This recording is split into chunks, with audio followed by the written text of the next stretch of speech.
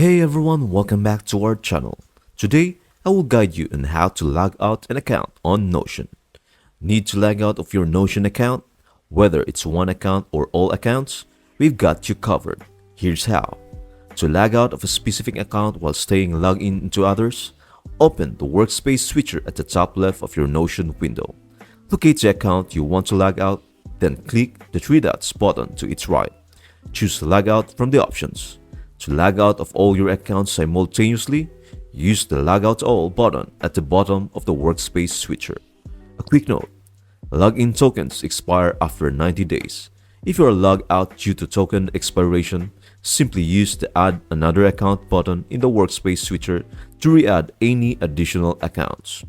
With this straightforward process, you can easily manage your Notion accounts and ensure your privacy and security. That's it. Thank you for watching. I hope this video helps you out and see you in the next video.